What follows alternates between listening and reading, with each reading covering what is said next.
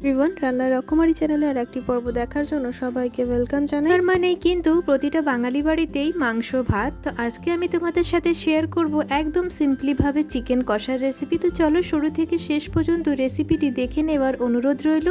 এখানে 400 গ্রাম মতো সলিড আর হাড় মিশিয়ে কিন্তু মাংসকে ধুয়ে পরিষ্কার করিয়ে জল ছড়িয়ে নিয়েছি। ততক্ষণে মশলাটা রেডি করে নিই।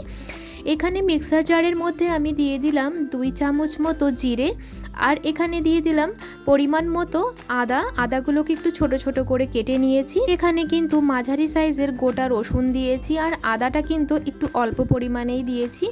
আদা রসুন জিরে দেওয়ার পরেই আমি এখানে দিয়ে দিয়েছি একটা বড় সাইজের 1.5খানা পেঁয়াজ দিয়েছি। দুটো পেঁয়াজ ব্যবহার করিনি, আমি 1.5খানা মতো পেঁয়াজ দিয়েছি।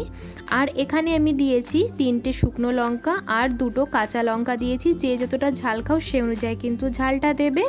এখানে কিন্তু মশলাটা খুব সুন্দরভাবে পেস্ট করা হয়ে গেছে। আমি কড়াইতে নিয়েছি সর্ষের তেল, দিলাম একটা এলাচ, দারচিনি আর লবঙ্গ।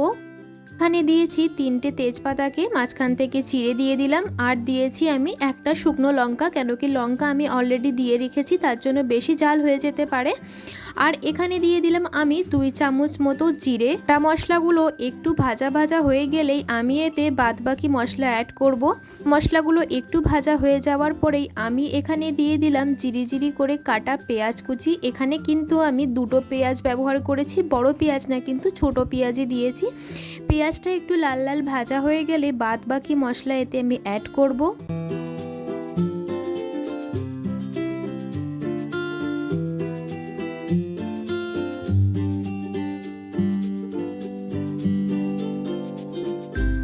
পেঁয়াজটা কিন্তু আমি একদম পুড়িয়ে ফেলিনি, হালকা হালকা ব্রাউনি হয়েছে। এইবার যে আমি মশলাটা করে রেখেছিলাম আদা রসুন কাঁচা লঙ্কা শুকনো লঙ্কা, সেই মশলাটা আমি এখন এই পেঁয়াজের মধ্যে দিয়ে মশলাটাকে ভালো করে কিন্তু কষিয়ে নিতে হবে।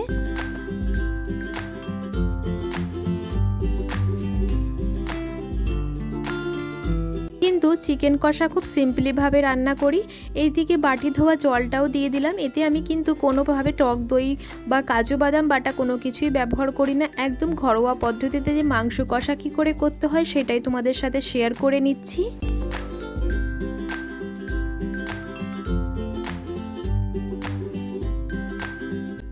কিছুটা কষানো হয়ে যাওয়ার পরেই আমি এখানে দিয়ে দিলাম পরিমাণ মতো নুন, আর এখানে দিয়ে দিচ্ছি আমি 2 চামচ মতো একটু রেড চিলি পাউডার কালার হওয়ার জন্য, আর এখানে দিয়ে দিলাম 1 চামচ মতো হলুদ গুঁড়ো। সমস্ত গুঁড়ো মশলা দেওয়ার পরে আর একটু মশলাটাকে ভালো করে কিন্তু কষিয়ে নিতে হবে।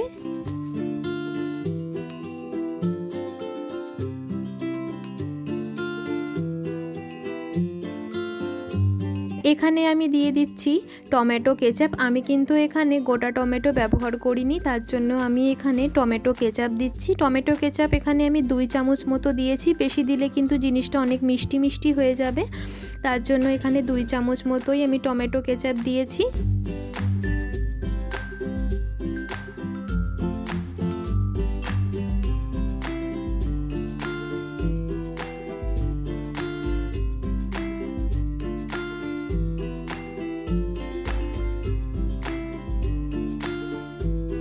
প্রত্যেক দিনের সিম্পল রান্নাবান্না তোমাদের কেমন লাগে? ভালো লাগলে প্লিজ একটি লাইক করে দেবে। তোমাদের একটি লাইকে কিন্তু আরও বেশিভাবে আমি মোটিভেট হতে পারি। এইদিকে কিন্তু দেখো মশলাটা কষানো হয়ে গেছে, মশলা থেকে তেলও ছেড়ে দিয়েছি, আর আমি এইদিকে মাংসটাও মশলার মধ্যে ছেড়ে দিলাম।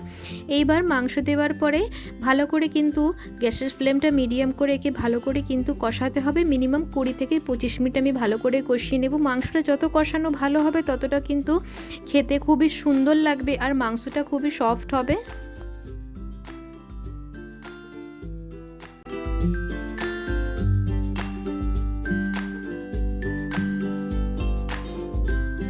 মাংসটা দেওয়ার পরে নুনটা একটু চেক করলাম, নুনটা একটু কম মনে হলো, আমি আবারও এখানে একটু নুন অ্যাড করলাম।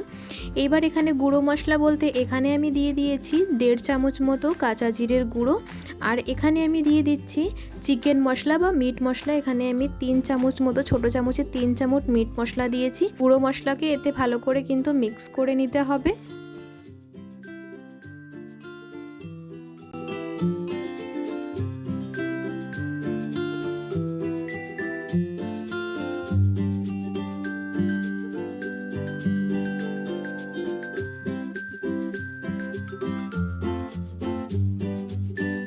মাংস থেকে দেখো অনেকটাই কিন্তু আস্তে আস্তে তেল ছাড়া শুরু করে দিয়েছে। আমি এটাকে একটু ঢেকে ঢেকে মাংসটাকে কষিয়ে নেব। মাংস থেকে কতটা আস্তে আস্তে জল ছাড়া শুরু হয়েছে। আমি এতে কিন্তু আর একটু সামান্য পরিমাণ মতো জল অ্যাড করব।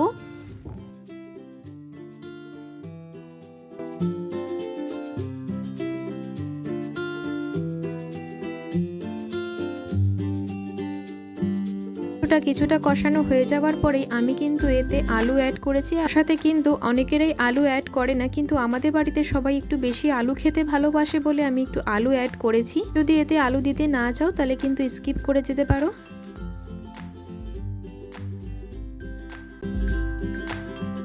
এটা কিন্তু খুব সুন্দরভাবে কষানো হয়ে গেছে। আমি এখানে সামান্য পরিমাণ মতো একটু গরম জল দিয়ে দিচ্ছি যাতে ভালোভাবে ঝোলটা ফুটে যায়।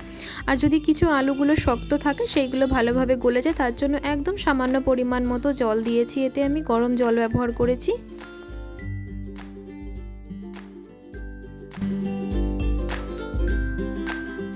এতে নুনটা চেক করে নিয়ে একে ঢাকনা দিয়ে 5 মিনিট মতো ঢেকে দেবো। মাংসতে কিন্তু ভালোভাবে জাল উঠে গেছে। একটু চেক করে নেব যে কিছু সলিড মাংসগুলো ভালোভাবে গলেছে কিনা আর আলুগুলো গলেছে কিনা।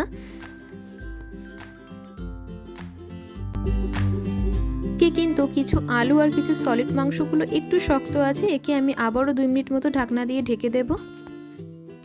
মিনিট বাদে ঢাকনাটা তুলে দেখে নেব যে সমস্ত কিছু ভালোভাবে গলে গেছে কিনা।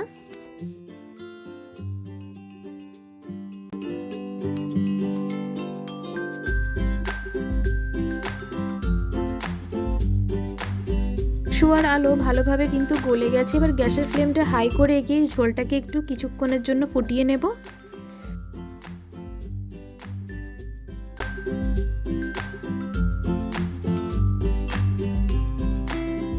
দেখো ঝোলটা অনেকটাই টেনে নিয়েছে। আমি এখানে দিয়ে দিলাম 1.5 চামচ মতো গরম মশলা। গরম মশলা দেওয়ার 2 মিনিট মতো আরও ঝোলটাকে ভালো করে কিন্তু ফুটিয়ে নিতে হবে। একদম গা মাখা কিন্তু হয়ে গেছে। এটা ঠান্ডা হয়ে যাওয়ার পরে আরও কিন্তু ঝোলটা একটু টেনে নেবে। দেখো আমার চিকেন কষাটা একদম সম্পূর্ণভাবে তৈরি হয়ে গেছে। এবার গ্যাসের ফ্লেমটা আমি অফ করে গরম গরম পরিবেশন করে নেব। সম্পূর্ণভাবে তৈরি হয়ে গেছে এদিকে চিকেন কষা। এটা কিন্তু গরম ভাত, রুটি, পরোটা, লুচি সবার সাথে কিন্তু অপূর্ব সুন্দর লাগে।